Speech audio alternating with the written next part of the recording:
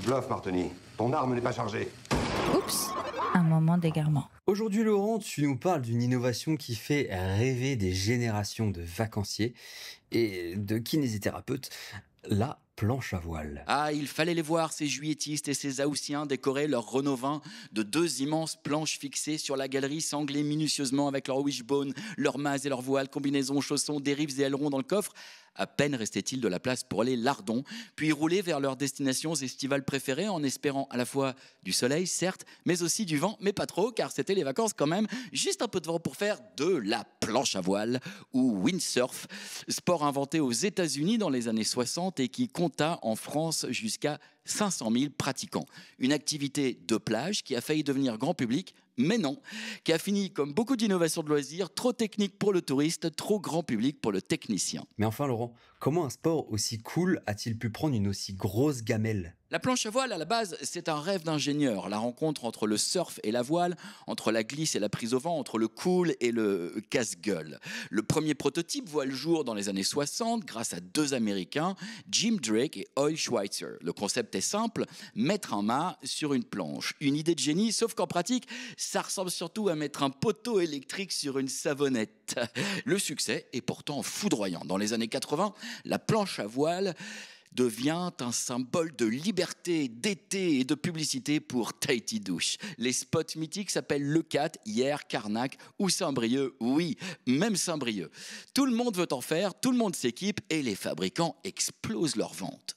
Mais alors, qu'est-ce qui a foiré ? Trop de vent ? Pas assez ? Trop de slip fluo ? Tout a foiré, tout à la fois. Le vent, c'est capricieux, l'eau, c'est froid, le feu, ça brûle et la planche à voile, c'est un sport qui exige la patience d'un moine zen et la souplesse d'un poulpe. Au début, tu tires la voile. Au milieu, tu tires la voile. Vers la fin, tu tires la voile et tout à la fin, tu tires une crampe. Si tu pars, au début, tu tombes, tu retombes. Au milieu, tu retombes. Bref, t'as compris le délire. Des fois, quand même, tu pars, mais tu reviens pas.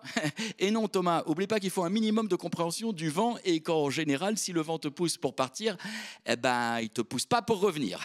Tu reviens en zodiaque, au mieux, à la nage, au pire, en traînant un cheval mort derrière toi. Bref, c'est le seul sport où tu passes 90% de ton temps à ne pas en faire. Et puis, soyons honnêtes, c'est pas super glamour quand tu débutes. Entre la combinaison en néoprène qui te transforme en boudin des plages, le mât qui t'assomme et les chutes à répétition, on est loin de Kelly Slater. Les pubs montraient des corps huilés qui fendaient la houle, la réalité montrait des vacanciers ruinés qui houspillaient les moules. Et les fabricants, ils ont rien vu venir ?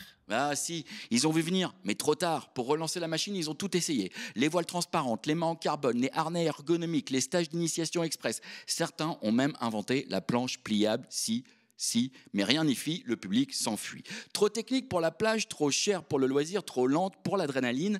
Et pendant que le windsurf battait de l'aile, d'autres sports plus malins, le kitesurf, le paddle, vinrent souffler dans ses voiles, oui, le paddle, même à Saint-Brieuc, qui est même devenu le sport préféré des citadins en quête de spiritualité liquide. Moins de vent, plus d'ego et surtout, tu peux faire du paddle sans tomber.